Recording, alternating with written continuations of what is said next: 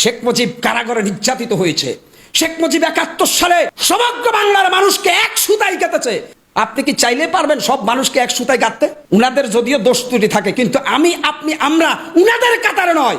আজকে শেখ হাসিনা যে আওয়ামী লীগ তৈরি করেছে, এটা বঙ্গবন্ধুর আওয়ামী লীগ না, এটা ৭১-এর আওয়ামী লীগ না।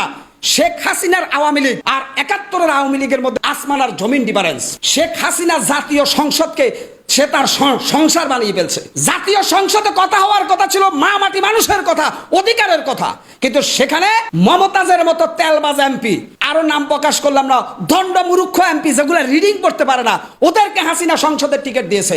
আর এরা সবাই মিলে বঙ্গবন্ধুর মানিজ্যত নষ্ট করেছে, আওয়ামী লীগের মানিজ্যত নষ্ট করেছে।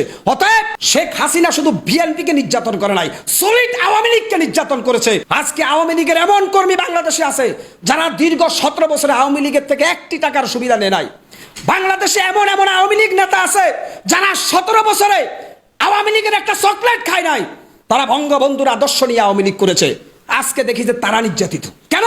তাদের গায়ে হাত কেন? আওয়ামী লীগ করা কি অপরাধ নাকি ভাই? বরঞ্চ যারা আওয়ামী লীগের মুখোশ পরে কোটি কোটি টাকা দুর্নীতি করেছে, এই দেশকে দেউলিয়া করেছে, ব্যাংক ডাকাতি করেছে, তারা নিরাপদে দেশ ছাড়া হয়েছে। কারা তাদেরকে দেশ ছাড়তে সহযোগিতা করছে তাদের মুখোশ জাতি জানতে চায়। বাংলাদেশের গণতান্ত্রিক দেশে এখন কিছু মাথামোটা মূর্খের দল বলতেছে যে আওয়ামী লীগ করলে ওরা শেষ করে দাও। কেন? আওয়ামী লীগ, বিএনপি, জামাত প্রত্যেকে রাজনীতি করবে, কিন্তু যারা অন্যায় করবে আমরা তাদের বিচার চাই। আপনি একজন সাধারণ আওয়ামী লীগের কর্মীর বাড়িতে হামলা করতেছেন, আপনি রাস্তা দিয়ে একজন সাধারণ আওয়ামী লীগ কর্মীকে পিটাচ্ছেন, এতে করে আপনি দেশের মধ্যে গৃহযুদ্ধ লাগানোর চেষ্টা করতেছেন। আপনি রাজনৈতিক নেতা নয়। আমরা অবশ্যই আওয়ামী লীগের দুষ্কৃতকারী সারপোকাদের বিচার চাই। আজকে বাংলাদেশ আওয়ামী লীগ 17 বছর ক্ষমতায় থাকা অবস্থায় যেই সমস্ত রাঘব বোয়ালরা, যেই সমস্ত দুর্নীতিবাজরা বাংলাদেশকে ধ্বংস করে দিয়েছে, তাদেরকে জাতির আদালতে বিচার দেখতে চায়, কিন্তু তারা নিরাপদে দেশ ছেড়ে গেছে। মাঝখানে আওয়ামী লীগের নিরীহ মজলুম কর্মীরা মাইদ্যরের শিকার হচ্ছে। এই নোংরা রাজনীতির জন্য কি আমরা দেশটা স্বাধীন করেছি মিয়া? শেখ হাসিনা স্বৈরাচার ছিল, শেখ হাসিনা ভোট চুরি করেছে, শেখ হাসিনার আমলে পুলিশ কথায় কথায় গুলি করেছে। এখনো যদি সেম কাজ হয় তাহলে তো শেখ হাসিনার ভিতরে আর এদের ভিতরে কোনো ব্যবধান নেই। অতএব শেখ হাসিনা যদি খারাপ করে আপনি ভালো করে প্রমাণ দেন যে আমি শেখ হাসিনার চাইতে ভালো। কিন্তু অবস্থা এমন দাঁড়াইছে, শেখ হাসিনা যদি করে 10 গুণ, আপনি করতেছেন 30 গুণ। তবে এখন রিক্সার ড্রাইভার, বিভিন্ন গরিব মানুষরা বলতেছে যে আমরা আওয়ামী লীগের আমলে ভালো ছিলাম, কারণ এগুলো আপনারা বলাচ্ছেন মিয়া।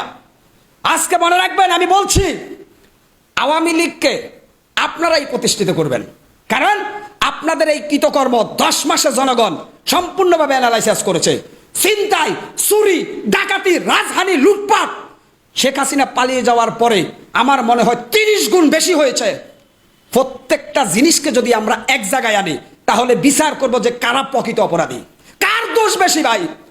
আমরা চেয়েছিলাম একটি বৈষম্যহীন বাংলাদেশ, আমরা চেয়েছিলাম সকল মানুষের সমান অধিকারের বাংলাদেশ, কিন্তু সেই বাংলাদেশে আজকে আমরা আবার আরেকটা দলের পরাধীনতার শৃঙ্খলে আবদ্ধ হচ্ছি। এখনো নির্বাচন হয় না, নির্বাচনের আগেই তাহলে ভবিষ্যৎ জনগণ সিদ্ধান্ত নেবে যে কাকে ক্ষমতায় আনা যায়, কার হাতে দেশ নিরাপদ।